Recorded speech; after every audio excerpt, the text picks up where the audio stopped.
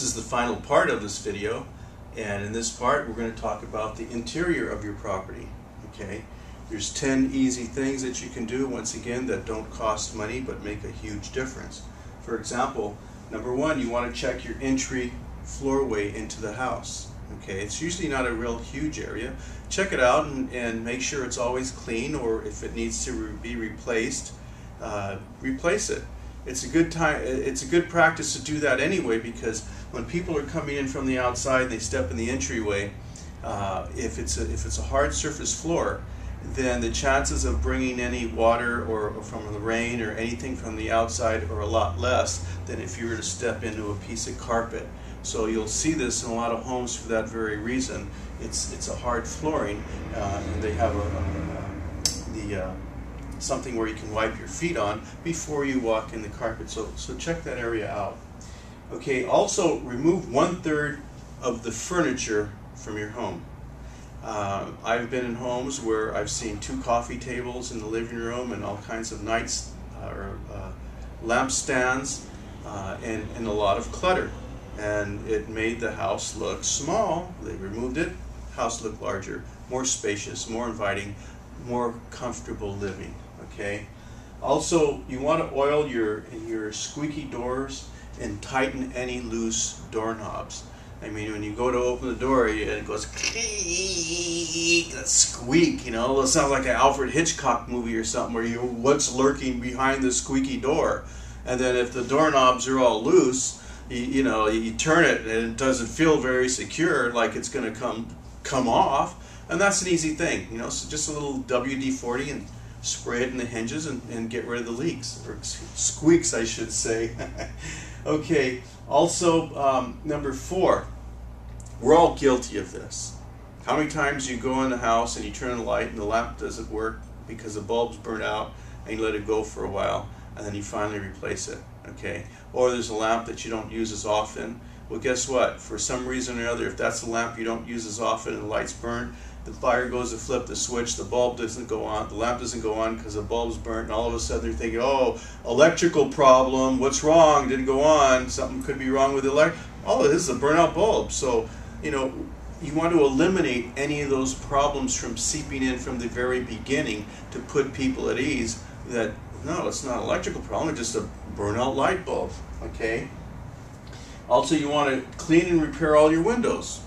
If you have cracked or broken glass, a glass pane, it doesn't cost a lot. It's real easy to do. You pull out the caulking. You got little steel triangle things that hold the glass in.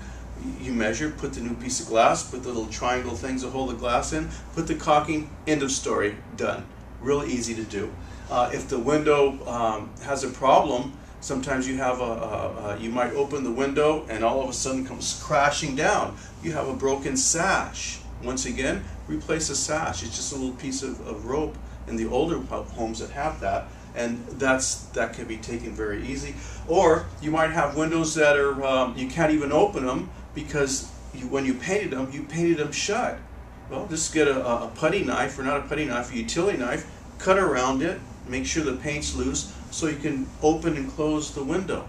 See, that's a lot easier to do those things than to spend several thousands of dollars and replace every window in the house with double pane windows.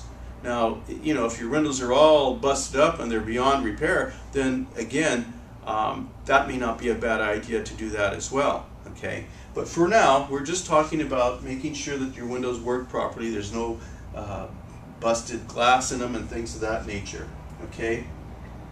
Also, you want to repair all the leaking faucets in the toilets. You come in the house, and you hear a tick, tick, tick, tick, tick, and you can see the kitchen leaking. It doesn't cost much. I think depending on the type of faucet, they used to have in the faucets, you'd pull the valve out and you unscrew the little screw on the bottom of the valve, and there's a little round piece of rubber that goes on. You screw it back, screw the valve back in, and that's all it is. If that's not the case and you have to replace an entire the hot and cold faucet, I've seen them for $10, $15, $18. I've seen them for $200, $300, $400, $500. Now remember, you're selling your home. You're not going to put a $500 faucet in the bathroom. You're going to go and you're going to get the $10, $15 faucet, and you're going to replace it and it just unscrews from the bottom. You screw the things in, but it's easy to do. It's a no-brainer. And for $10 or $15, there again, people come in, they see a problem. Oh, we got plumbing problems. There's leaks, or even the toilet.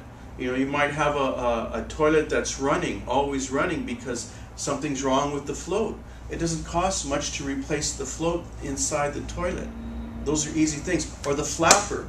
There's a little round hole where the water goes in and out. There's a flapper that gets stuck. You know, they get old and they change their shape and they get, I think they're about $2 or $3, okay? Or a loose toilet. You know, you might have, I can change a toilet out in about 15 minutes. There's 2 little bolts. You do the bolts. Make sure you got your water disconnected from the back and the water's turned off. Take the bolts off, take the toilet off. There's got a wax gasket that goes on there. Take that off, put a new wax gasket, and they even come with the kits and the 2 brass bolts that anchor in. Put the toilet back, put your nuts on the thing, and put the little cap. That's it. That's all it is. You know, as a matter of fact, my wife's done it once, so it's not anything really difficult. Okay. Also, this one sounds strange, but it's true. You want to clear out all the corners in the kitchen and the bathroom.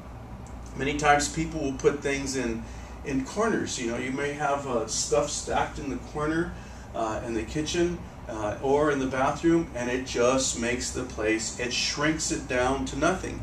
Or it looks like a bunch of garbage stored there. Or you walk in the house and here's the refrigerator is against it. Here's a wall and here's the refrigerator, and people stuff the plastic bags that they get from shopping in between the wall and the refrigerator, because when they want to use them, they grab them. Take that stuff out. It's real easy and it doesn't cost you anything. Okay. Also, we've already spoken about shampooing the carpets a little bit earlier, but how about cleaning the washer and the dryer? Okay, or the bathtubs. You know, you walk into a place and you see the washer, dryer, and they're all gummy and filthy looking. You know, there again, that's a big turnoff. So well, look at this, these are dirty people. And that's not necessarily the case. You know, my washer dryer's in the garage, and I go and clean it out every now and then because they get dirty. Okay. But who wants to walk into a dirty bathtub or a shower stall? Wow, look at, there's a lot of dirt in there. That is inviting. No. You know that. It doesn't work that way. And it doesn't take much to clean a bathtub or a shower. It really doesn't. Okay? Also, your refrigerator and the stove. If you look at the refrigerator, it's filled with dirt, bad impression. You look at the stove, it's grease all over the stove from cooking, and the knobs are all oiled and stained. That's not good either. Even though it may be a freestanding stove and your personal property, it's not inviting at all, whether you're going to leave the stove or take it, regardless. And once again, just a little bit of elbow grease, a little bit of cleaning, big, huge difference.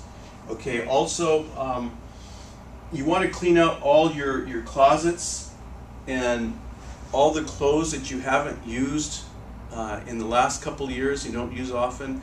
It's a good idea to take all that stuff out, because if you're going to be moving, you're going to have to start packing anyway. So why not start packing now and get rid of all that stuff? So this way, when someone looks in the closet, they see a few items of clothing that you wear with room for a lot more, where they can put their stuff in there and see that in their own mind. Okay.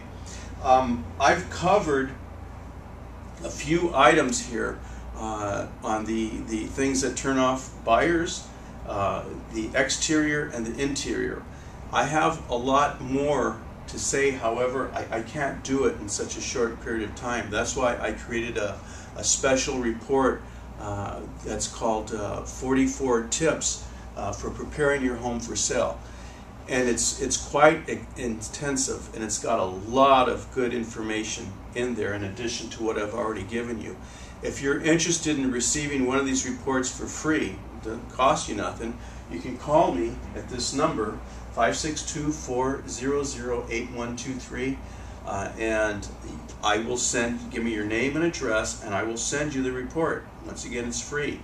Or I have a service I provide. It's called the Maximum Home Value Audit. And that's where I walk to the house and I look for all these things in all these areas, and I put it together and I take pictures and I put it in a bind report, okay?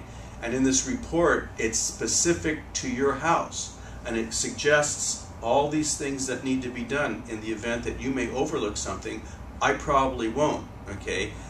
If you, there again, this service is free, it's without obligation, and it's very, very helpful. You can use it as a guide and do a little at a time, or do it all in a weekend. It's your call. But if that's what you want, once again, you can call me. And like I said, this is a service that I offer to you.